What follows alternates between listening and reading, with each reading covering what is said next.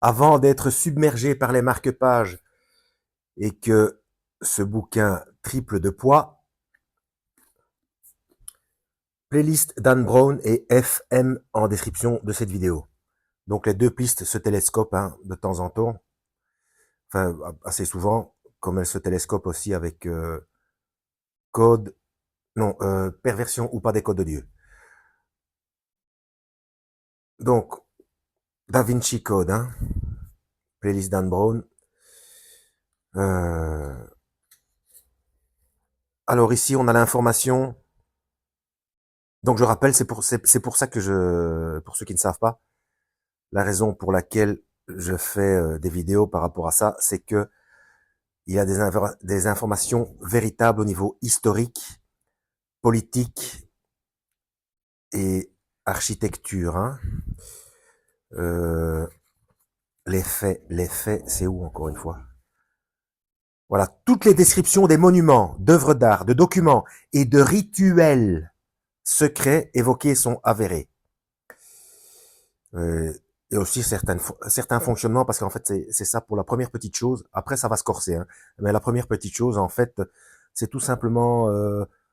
euh, où est-ce que c'est exactement que je le lise? En fait, chaque fois qu'on vous demande votre pièce d'identité dans un hôtel, c'est tout simplement pour pour pouvoir être localisé par les forces de l'ordre. On sait où vous dormez et quand vous y dormez. Voilà. Attendez, je recherche la phrase exacte. Ah, c'est précisément Interpol. Donc, la police de la planète, Donc, c'est Interpol. Euh, il avait oublié que la requête, apparemment anodine, du réceptionniste qui demande au client de lui présenter son passeport et à laquelle les étrangers sont tenus de déférer, permet à tout instant aux enquêteurs d'Interpol, presque partout en Europe, de savoir qui dort où. Voilà, tout simplement. Alors ici, ils disent presque partout en Europe, vu déjà comment est-ce qu'on nous l'a fait à l'envers depuis tellement longtemps et sur n'importe quel sujet, que ce soit ce qu'on boit, ce qu'on mange, ce qu'on regarde à la télé, bref, eh bien, moi je dirais donc presque partout en Europe. Eh bien, moi je dis obligatoirement partout sur la planète et peut-être même sur la Lune et sur Mars. Voilà. Bon, on va passer au sujet suivant, enfin à l'information suivante, toujours dans le même bouquin. Alors, il s'agit de l'arc du carrousel. Je connais pas. Je connais pas l'arc du carrousel au niveau du Louvre. Va falloir que j'aille jeter un œil. Ça fera une petite balade à vélo supplémentaire. Euh, quand le soleil se décidera à faire son boulot, s'il vous plaît. Oui, pour info, on est le 3 juin 2026. Donc je rappelle, malgré toutes les informations, je dis une fois de plus qu'il ne faut pas se révolter, malgré tout ce qu'on apprend. Se révolter, c'est obéir à la directive Ordo ab Chao. Si on se révolte, on se fait manipuler parce que c'est exactement ce qui est prévu. Exactement. Il faut qu'il y ait révolte, etc. De manière éparse un peu partout dans le monde. Et puis, à un moment donné, ce sera tellement fort et tellement exagéré que on n'en pourra plus. On en pouvra. Parce que c'est français, ça. On n'en pourra plus. Ne plus en pouvoir, ne plus en pouvoir. Euh, on en aura ras-le-bol. Voilà. Et tout le monde va demander un sauveur. La parole euh, Albert Pike, allez voir ma playlist FM, lorsque le peuple demandera un sauveur, nous le lui fournirons. Et ce sauveur va tout arranger, plan de séduction, et ce sera l'antichrist, d'accord?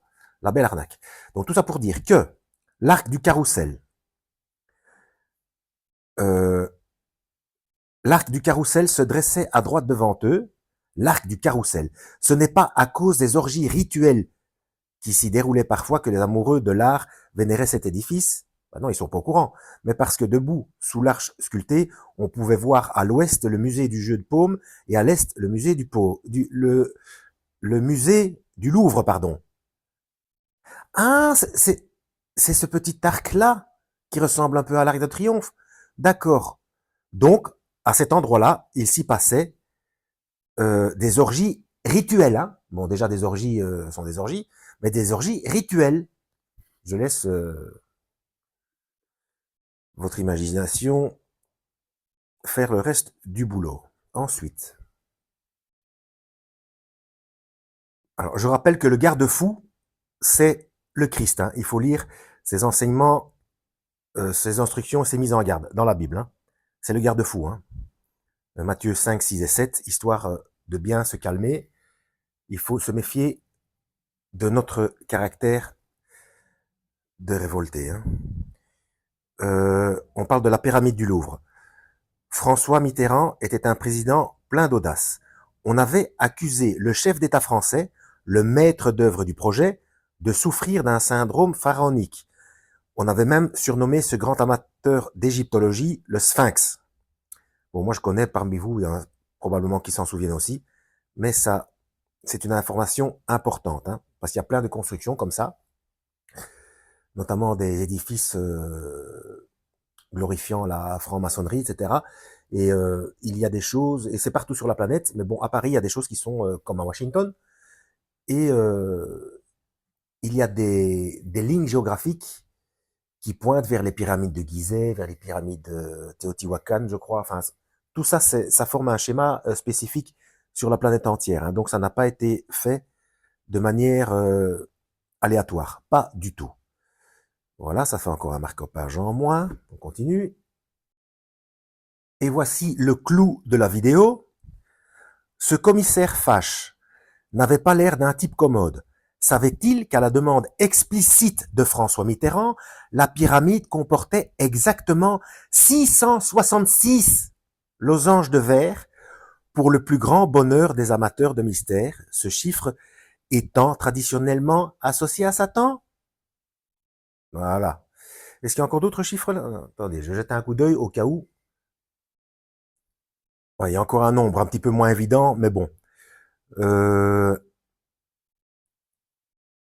Alors, à près de 20 mètres sous le sol de la cour, le nouveau hall d'entrée du musée, d'une superficie de 23 000 mètres carrés, ressemblait à une grotte sans fond, mur de marbre ocre, un matériau choisi pour s'harmoniser avec la pierre des bâtiments, etc. 23 000 mètres carrés. 23.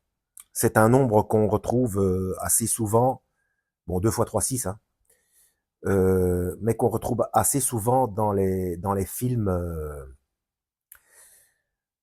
D'ailleurs, Watchmen Québec a fait une émission par rapport à ça, et il montre les extraits de films où il y a des nombres qui reviennent, notamment 9/11, donc 9/11, donc le 11 septembre. Hein.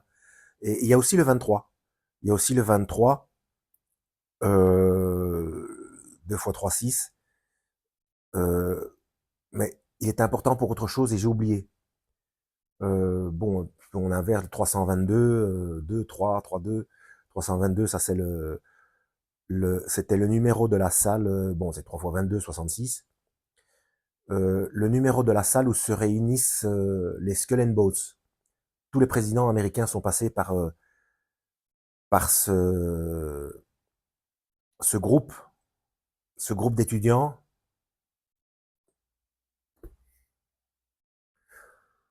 Le terme m'échappe comme d'habitude, hein, mais bon, il y a des étudiants qui forment des groupes, des petites, c'est pas vraiment, enfin, des sectes. Oui, bon, bref, enfin, Skull and Bones, ça veut dire crâne et os. Hein. Et ils forment des petits groupes, des petites équipes à Harvard, à Oxford, etc. Ils se mettent ensemble selon leurs affinités. Bref, tout ça pour dire que 322, Skull and Bones, ben, tous les présidents américains sont passés par là apparemment. D'ailleurs, il y a un film qui s'appelle Skull and Bones. Bref. Donc voilà, 666. Est-ce qu'un jour je vais m'amuser à aller les compter? C'est pas très loin en plus. Je sais pas, je verrai. Bref, à la demande express du Sphinx, donc du président François Mitterrand. Voilà, playlist correspondante en description. À la prochaine, lisez la Bible, ne vous révoltez pas, et que Yahweh vous guide.